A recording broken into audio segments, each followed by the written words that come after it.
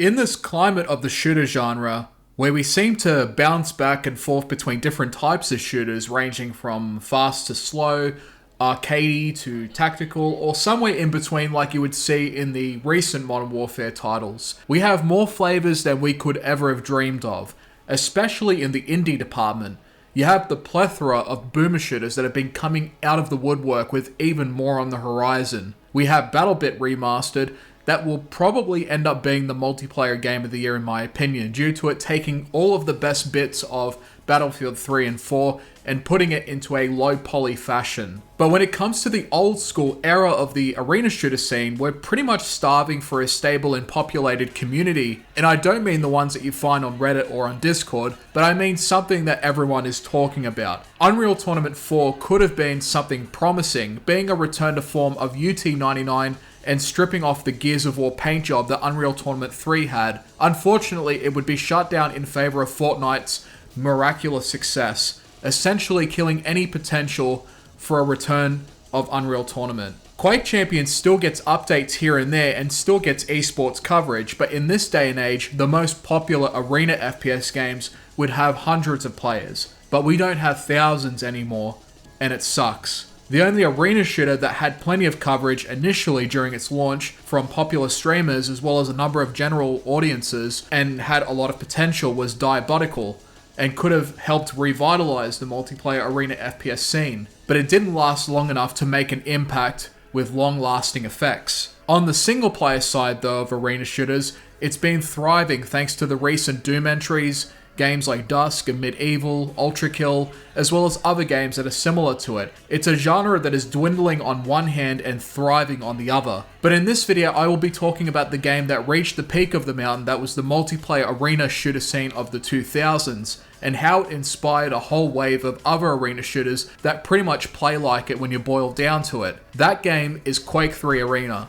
Doom is my personal favorite shooter franchise of all time, but in terms of multiplayer, I always bounce back and forth between Counter-Strike and Quake being my personal favorites. For me personally, they are the pinnacle of competitive FPS multiplayer, with the latter having some of the best sense of movement I've ever experienced in a shooter that harkens all the way back from '99 and is still being played to this very day, and is still recognized for its impact on the genre alone. In the PC FPS scene, this game had sent shockwaves in the same manner as the first Quake game did, being something that was out of this world and addictive to such a degree that players would lose hours in the blink of an eye. id Software had a string of success following with the first Quake that had completely changed the landscape of FPS gaming, showing a fully fledged 3D world, rather than the 2.5D styled shooters that we would see from Doom, Wolfenstein, and the Build Engine games. With its following sequel, Quake 2,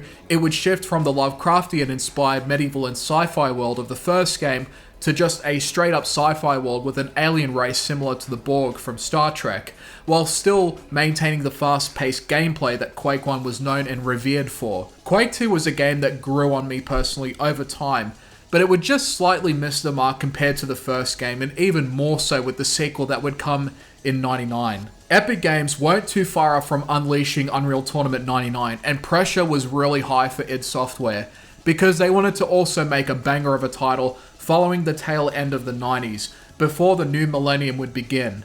But despite the crunch time and the pressure of the last year of the 20th century, id Software would come out with not only one of the best FPS games ever made, but also one of the best multiplayer shooters ever made, and arguably still the best arena shooter out there. It was one of the first games to have a shader system, a requirement for an OpenGL compliant GPU system in order to run the game, a unique format at the time known as .md3 that would enable individual animations for the arms, the torsos, and the legs thanks to vertex animations being applied to the models, volumetric fog, and more complex displays of geometry found in the maps.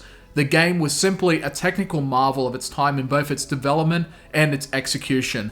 The leap from the 3-year gap of Quake's existence was mind-boggling.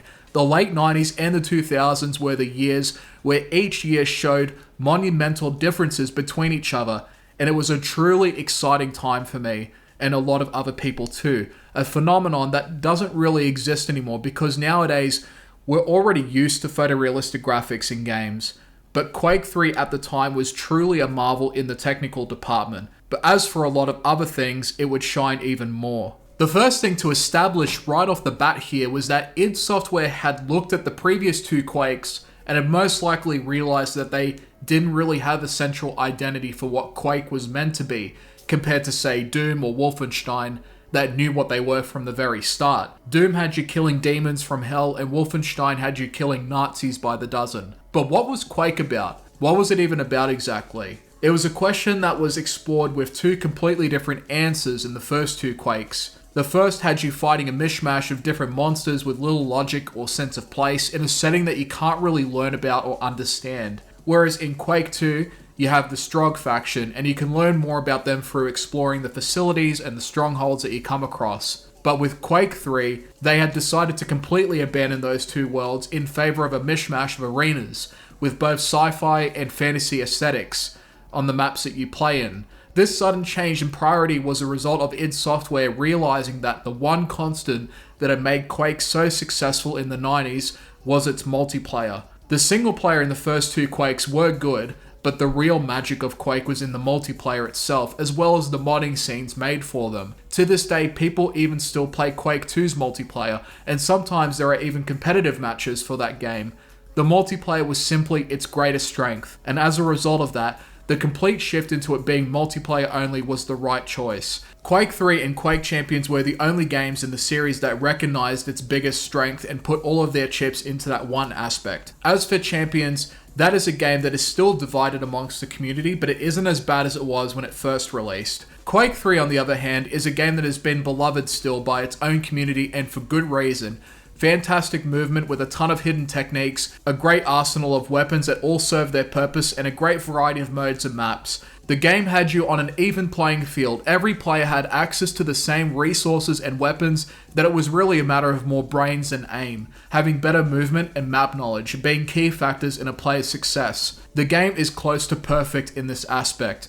Quake 3 is a game that simply demands that you ask yourself, how do I play the game better, rather than how do I make the game play better for me. Its competitive nature makes it one of the hardest multiplayer shooters to get into, but it is also one of the most rewarding shooters that you'll find out there today. Every kill feels earned.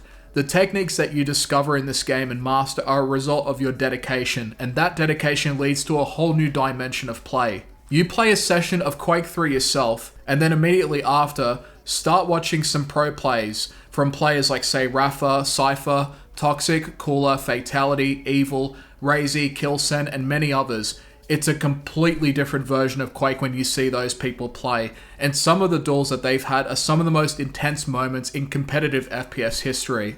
As for the game itself, when you first boot it, you'll of course have the single player, which is in reality a long-ass tutorial to get ready for the wreckfest that you will be experiencing in the multiplayer. Now, despite the fact that it is a multiplayer-only game, it does actually have a setting. Basically, Quake 3 is set in a world where an ancient race known as the Vadrigar construct a series of arenas that house the greatest warriors across the universe. These arenas comprise of the Arena Eternal, a place where death is an alien concept, ignored by the very existence of the place that you find yourself in, you who now has to fight your way through the ranks. The arenas are divided up into tiers, each one having their own matchups and duels. Make no mistake though, it's not a single player game.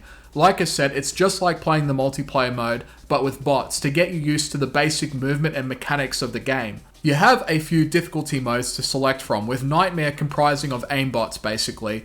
Then of course, there's the servers that you can look at and join matches. Remember too that this was a game made at a time where skill-based matchmaking or matchmaking in general didn't really exist. You instead had a bunch of servers to join and you would regularly find the same players on them. The thing that matchmaking sorely lacks is a community, and servers were the best way to provide that at the time. Whether you're playing Quake 3 Vanilla or CPMA, also known as Challenge Pro Mode Arena or Quake Live, you will still get the game at its core, the Quake 3 experience with some variations between them. Either way, you get so much out of this game that it's pretty much damn near perfect.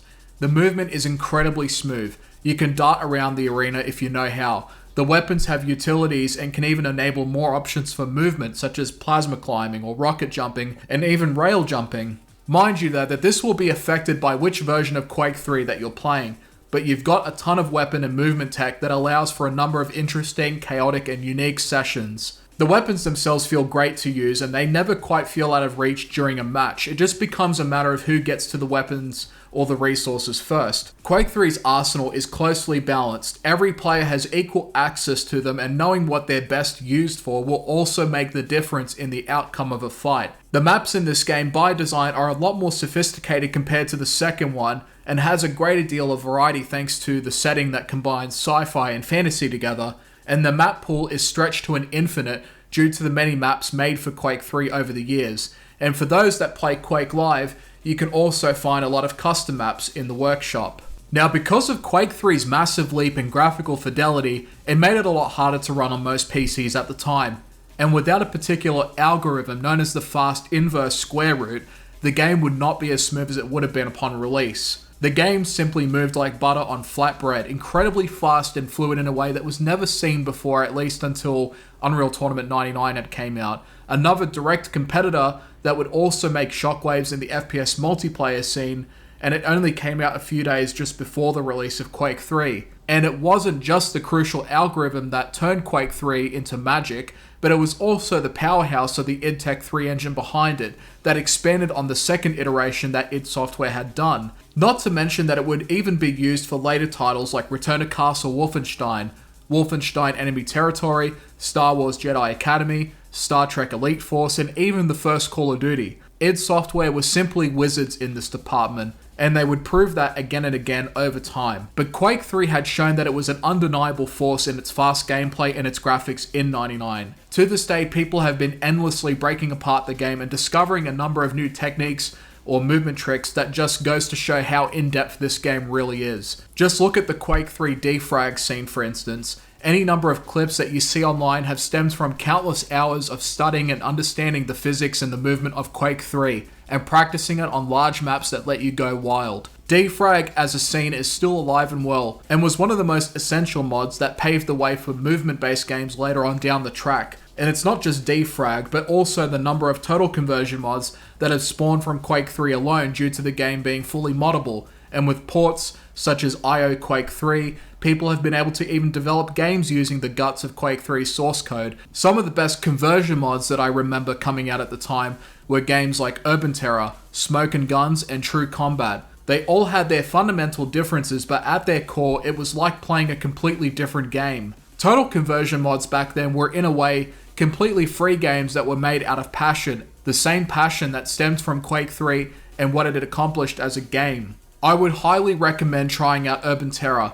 It's a lost gem that feels like a fusion of Counter-Strike and Quake, has plenty of game modes and a ton of maps and weapons to choose from, and is my personal favorite of the three that I just mentioned. Smoke and Guns is great if you want a Wild West themed multiplayer experience, and True Combat for those that want a slower paced tactical experience. At the end of the day, Quake 3 was the pinnacle of the Arena FPS scene because of its sheer impact on graphics, gameplay, physics, and movement, as well as continuing the trend of modding that harkens all the way back to the days of Doom. But to say that it's the best Arena FPS of all time is still a matter of opinion. It still boils down to preference. In fact, Quake and Unreal Tournament had quite a flame war that went on back in the day, and there are those today that still think that UT99 is even better than Quake 3 Arena. But when I talk about the pinnacle of Arena FPS, I'm talking more about the population that the game had enjoyed at the time, its sheer impact and influence across almost every Arena FPS that came afterwards. Take a look at the number of arena shooters in the genre that are out now. Games like Warfork,